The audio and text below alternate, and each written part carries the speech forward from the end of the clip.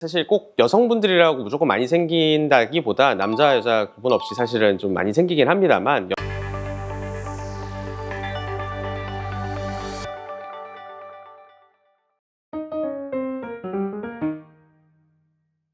네, 슬개골 연골연화증은 이제 무릎 앞쪽에 있는 이 둥근 뼈인 슬개골 안쪽에 있는 연골이 약해지는 질환이라고 보시면 됩니다.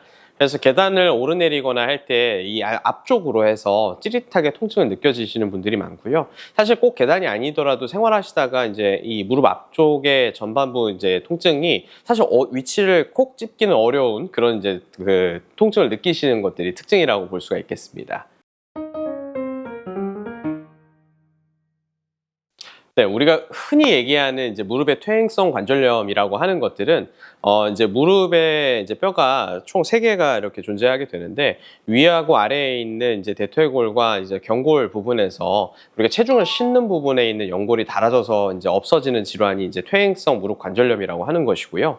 슬개골 같은 경우는 직접적으로 우리가 서서 걸을 때 이제 그 체중을 부하하지는 않지만 무릎의 굴곡과 신전을 할 때 이제 앞쪽에서 이제 그 마찰이 일어나게 되는데 그 무릎 앞쪽에 있는 연골에 국한된 통증 질환이라고 보시면 됩니다.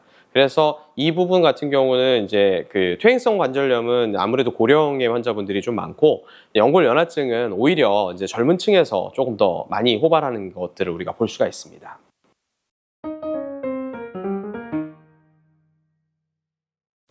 네, 이게 사실 꼭 여성분들이라고 무조건 많이 생긴다기보다 남자 여자 구분 없이 사실은 좀 많이 생기긴 합니다만 여자분들이 아무래도 조금 많은 느낌이긴 합니다.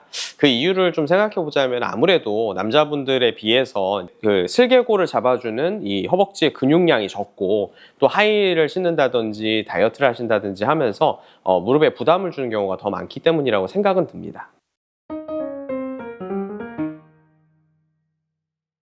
예, 요즘에 아무래도 러닝이 좀 유행하다 보니까 그 환자분들을 되게 많이 보게 되는데요. 이게 무릎을 아무래도 많이 사용하는 운동선수들이나 이제 러너들한테서 흔히 우리가 볼 수가 있고 아무래도 훈련량이 많거나 이제 굽혔다 폈다 하는 동작들이 많은 경우에 슬개골에 지속적으로 마찰과 압력이 가해지기 때문이라고 생각됩니다.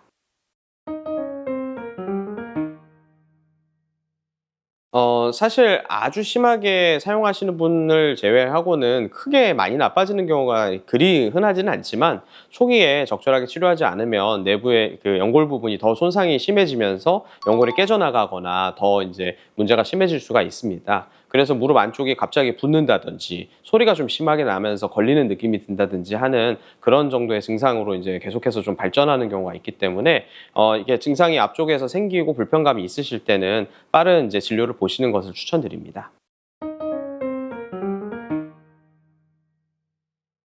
초기에는 이제 휴식과 약물 치료, 물리 치료 등으로 이제 통증을 조절하게 되고 허벅지 근육을 강화하는 운동들을 저희가 이제 가르쳐 드리고 있습니다. 그리고 통증이 좀 심하거나 일상생활에서도 계속해서 불편감을 느끼시는 경우에는 주사 치료를 병행해서 더 빠른 속도로 이제 회복될 수 있도록 도와드리고 있습니다. 네, 가장 중요한 부분은 제가 앞에서도 설명드렸다시피 이 앞쪽에 있는 이 슬개골을 잡아주는 앞쪽 그 허벅지 앞에 근육인 대퇴사두근을 강화하는 운동들이 중요합니다. 그래서 누워서 무릎을 펴고 다리를 들어 올리는 동작들 혹은 벽에 기대서 스쿼트하는 동작들 이렇게 해서 앞쪽에 있는 근육들이 강화가 되면 증상들이 조금 더 좋아지는 효과가 있습니다. 슬개골 연골연화증이 아니더라도 우리가 이제 퇴행성 관절염이든 이제 연골연화증이든 무릎이 좀 안 좋다 싶으신 분들 같은 경우는 제가 항상 이제 그 피해야 하는 것들을 말씀을 드리는데요. 쪼그려 앉는 것, 그리고 양반다리 자세 이런 것들이 좀 피해 주시면 좋고 그리고 계단을 오르내리는 것도 사실 무릎에는 부하를 꽤 많이 주기 때문에 사실 그런 동작들을 피해 주시는 게 좋습니다. 등산을 좋아하시는 분들이 많은데 이게 등산은 이제 마찬가지로 내려올 때 불규칙하게 이제 무릎에 부하를 좀 주기 때문에 사실 무릎 관절만 놓고 봤을 때는 이게 좀 좋은 운동이라고 좀 보기가 어렵습니다. 그래서 이제 그런 식의 무리한 운동들을 삼가 주시고 운동 전후에는 이제 충분하게 스트레칭 해주시고 별도로 이제 허벅지 근력을 강화해 줄 수 있는 운동들을 병행해 주시면은 더욱더 좋은 결과가 있을 것이라고 생각은 들고요.